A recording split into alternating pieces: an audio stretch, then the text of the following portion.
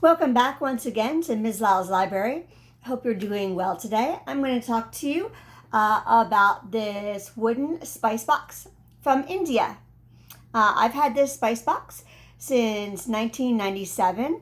I purchased it at Pier 1, so kind of like a world market kind of thing.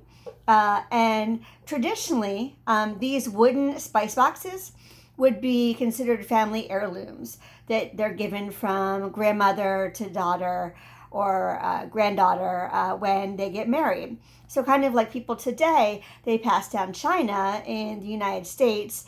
Dishware, you would pass down kitchen things like this.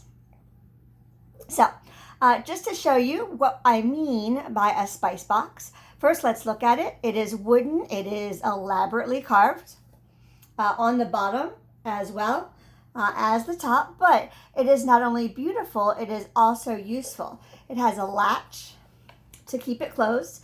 It's made of probably rosewood, although I'm not quite sure. It has a fastener over here that keeps the lid on, and the lid opens like this to reveal the inside. You have room for 7 spices on the inside. Just imagine how delicious this would smell in an Indian kitchen. And in fact, this is considered to be integral to an Indian kitchen. It is used to keep the spices close at hand because when you're cooking in India, you're going to be using lots of different spices, not just one as we do often here in the States. So today, most of the Indian spice boxes that you see, or as it's known in India, a masala daba, the spice boxes have 7 spice locations, just like this one, except they're made of stainless steel in a tin, and you have 7 different cups to put those spices in. So maybe you've seen one like that. So the contents in them vary from region to region, but I'm just going to tell you about 7 spices that I would choose to put in it that represent Indian food to me. So Indian food, if you've never had Indian food, I recommend that you try it. I'm going to tell you a little bit about my favorite dishes at the end once we talk about the spices. So Indian food has a unique taste, a distinctive flavor that is unlike any other. It's you can't mistake it for anything else. The flavor and taste of Indian food. In fact, India is known as the land of spices, and the spice trade fueled the Indian Ocean commerce, and it's the reason for the age of exploration and discovery. That's what Columbus was trying to do. He was trying to find a way to get to India and cut out the middleman in the trade networks for spices, which were very important during the European Renaissance. So the spices that would be included, one of them is cardamom, and these spices can be included in savory dishes like rice, meat, and they can also be included in desserts. So cardamom is used to flavor rice and also desserts. It's used to flavor one of my favorite desserts of Indian cuisine, and that's kheer, Kheer. It's a delicious rice pudding. It is heavenly to me. And cinnamon. We're very familiar with cinnamon here in the United States, but they also use cinnamon in India, not just in desserts like we do, but they use it in meat and rice dishes, so in the main dish as well. The next one is turmeric. You might have heard of turmeric because it's become very popular recently for its anti-inflammatory properties. There are a lot of people taking turmeric capsules and things of that nature for medical purposes. It is a yellow colored spice, and they use it not only for the color, but it also enhances the flavor. And it's a basic ingredient in Indian cooking. The next one is nutmeg.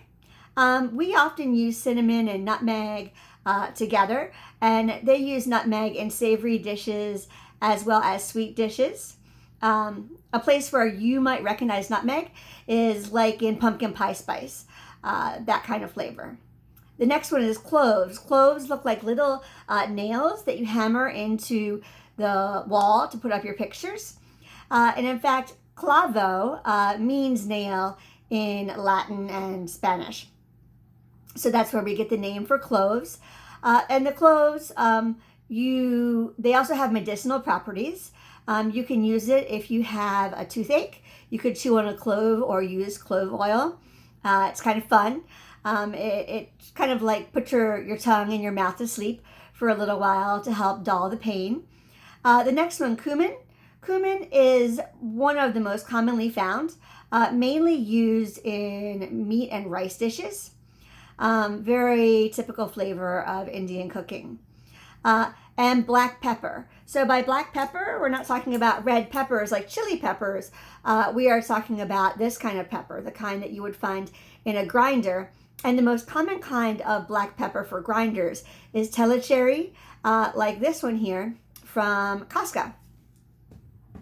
So those are the 7, and sometimes when you combine them, you can make a garam masala. A masala means a mix. And you might remember that the name of this item in Hindi is masala daba, Hindi being the language of India. So it's a mix of spices, and that's what makes Indian cooking unique. So like I was saying, if you haven't tried Indian food before, please try it. It's like no other. It's got a very unique taste. I highly recommend it, including my favorite dishes. For an appetizer, I would recommend chaat padpri. Chaat padpri is kind of like little fried crackers. And with the fried crackers, you have chickpeas, and you also have tamarind sauce, and you have mint, and you have yogurt sauce. So you have all these flavors together, and it's very delicious and tasty. Secondly, for a main course, I would recommend any kind of biryani. Biryani is a rice dish, so it can be done with any kind of meat or with vegetables. And biryani often contains fruit like raisins with the rice. And no Indian meal would be complete without some type of bread. Naan, you might have seen that. It's very popular in the grocery store, Naan. So the naan is delicious, especially garlic naan. And if you want to go that little bit more and treat yourself and have dessert naan at the same time as your meal, you could have Kashmiri naan. And Kashmiri naan is filled with like dried cherries and raisins and coconut and nuts. And that's delicious. And as I mentioned before, my favorite Indian dessert, kheer, the delicious rice pudding of India. So thanks. See you next time.